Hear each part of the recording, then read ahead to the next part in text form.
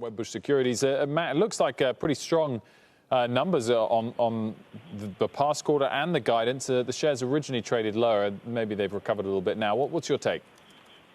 Everything looked good. And you look at their key segments, gaming and professional visualization, those were both strong. In particular, we'd highlight gaming coming into the quarter, and that certainly is where most of the upside came from.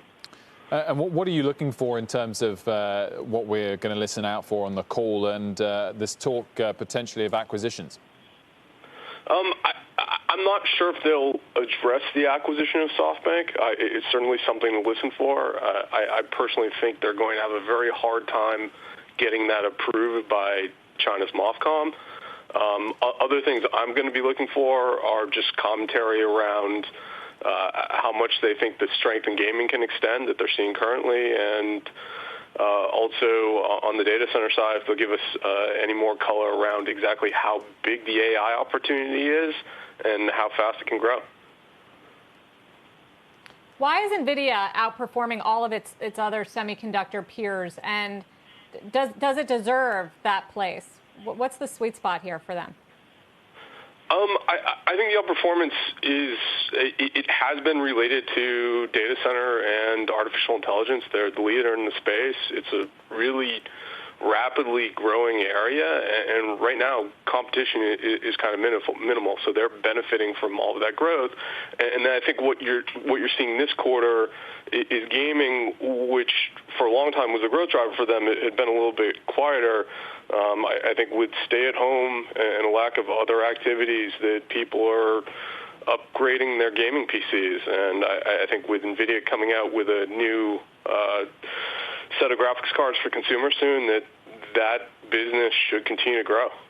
What about their exposure to autos? How significant is that, and will that continue to struggle? Or in fact, is it now due a bounce back after a couple of weak quarters? So on the automotive side, I think the thing to think about there is that there's a real opportunity around autonomous driving, where they are one of the leaders in building the intelligence for those vehicles.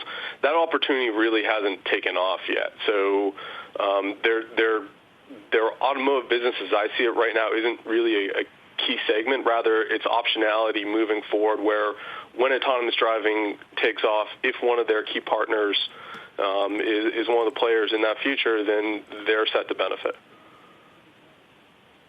I mean, obviously the data center is super strong here, and it makes sense from the story we've been telling, Matt, right? With so many companies, the cloud players up in capacity, as we've seen traffic explode during the pandemic. I guess the question is, how sustainable is that, and how much is being pulled forward in the first half of the year for Nvidia and some of the other beneficiaries?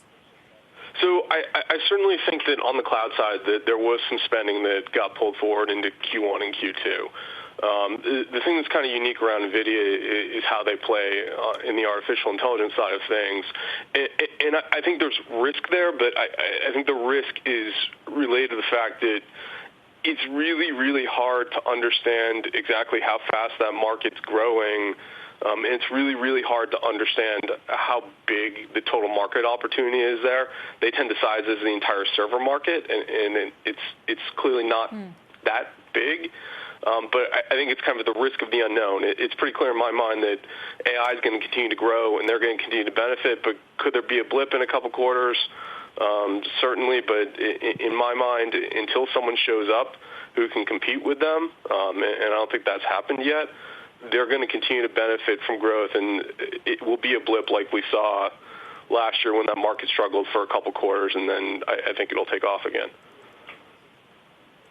Matt Bryson with a buy rating on Nvidia, $500 price target. Thanks for joining us from Wedbush. Thanks for having me.